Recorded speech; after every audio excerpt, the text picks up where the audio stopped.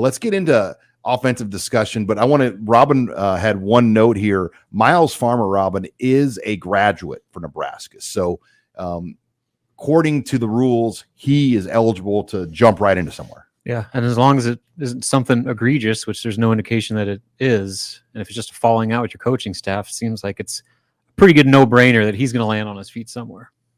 So that will be something to watch, how quickly it moves, because I would think by the weekend, Miles Farmer is going to want to be somewhere. Like, this is not going to be a big court He's against the clock here. In fact, I would imagine he's got a spot. The feeler's already out there. I bet he got a spot. I bet he does. Because you don't go in the portal till you know. Usually. I guess it's a little different in this. Well, and there's money involved because of the collective. I mean, he's got a collective agreement with 1890. So there's a lot of moving parts there for him financially. And you want to make sure everything is set up securely before you leave. These discussions make me yearn for 1985. It's just gotten a little too weird for me. Okay, let's go offensive storylines. And I want to start on this. One thing I thought that really was unique about this fall camp is they're doing 2 practices. And they've never done it like this before. Somebody in our chat tried to say Mike Riley did. No, it was way different. That was during the spring, and they had 2 separate fields going at the same time. This is 2 completely separate practices with the same coaches coaching both practices. It's not GAs and interns working the B practice. It's the frontline dudes working both practices, teaching and instructing and giving reps.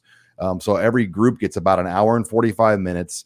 That is the one advantage of fall camp. You're not bounded by that 20-hour rule. So you get unlimited time for these 2 weeks with the players in the dorms. For example, Chubba Purdy was in practice B on Monday, but then on Tuesday was practice A. Heinrich Harburg and Purdy were flipping practices. So they're doing a lot of things unique that we haven't seen here before. Not at Nebraska. They do this at other schools. Now, the question will be, how many practices are they going to do this? At least a week, maybe? Yeah, I was going to say a handful. So, yeah. I don't know how long you extended into camp, but it's done. I mean, like Bill Bush mentioned, Willie Taggart. That's who Matt Rhule said the idea came from. Okay, so yeah, maybe I'm mixing up Rhule and Bush, but whatever. It's done elsewhere. It is really, and Rhule mentioned this. It's taxing for the coaching staff because it's 2 practices. That would be my concern. Is you're already making your entire coaching staff sleep in college dorm rooms right now, and now they have to coach 2 full practices each day. I mean, it's a lot. That's the thing though. These guys knew what they were getting themselves into under Matt Rhule. Like, they know what he's all about and how much he demands of his staff. But I'm sure they're ready for camp to wrap up just to get some sleep. We heard that when Rhule, as early as when Rhule's name was being bandied about for the job, there were guys telling us, Rhule is a good coach. Rhule it's a challenge to work for him. He's the reason he's got a lot of young guys. Yeah. A lot of young guys with energy. Yeah. Somebody I know that played for Rhule said that he referred to him. He's the judge, the jury, and the executor. He's it's his deal. He's in charge of this program and all elements. He has that way about him, and you definitely get that distinct feel just in our dealings with him. Mm-hmm. He's very good though on the camera. Like, when he comes up to talk to the press. Like Bo, when he was having a bad day, we got his bad day. When Scott Frost was knew it right away, pissy, he'd come to the mic, not in a great mood. Board on his sleeve. Mike Riley was like talking to your grandpa. It was great. But yeah, Riley hardly ever. Riley's one of those guys that just doesn't seem to have bad days. No. Yeah. My favorite thing is like Thursday practices. I remember it was like pulling teeth trying to get an injury update from Bo, and then Riley shows up. All right, guys, you want a list of the injured players today? And then he'd ask, and then you'd have a sheet of paper with like everybody. Did I miss anybody? He'd ask like, Sean, hey, did I miss anybody? That was beautiful. For the gambling report. Yeah, you set your bets accordingly. Yeah, the post practice is kind of back to being it's beautiful for us.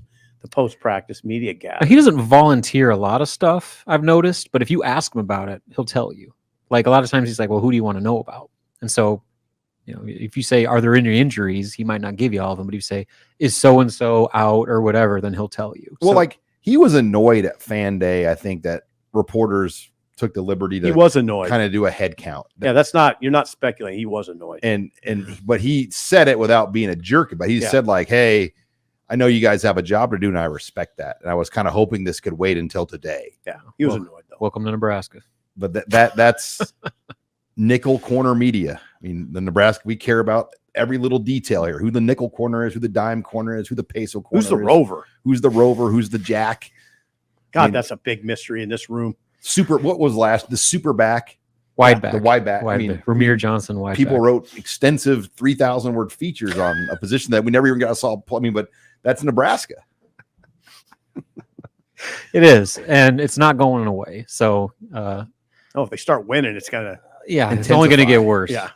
Yeah, intensify is a good word. Well, as we talk offensive storylines, week one, I'll bring this up too. How about the player look? I mean, especially the linemen. I mean, you think the guys look leaner up front on those lines? Oh God, I mean, the two in particular. Well, not just I don't want to sing out two, but man, Teddy and Benhart.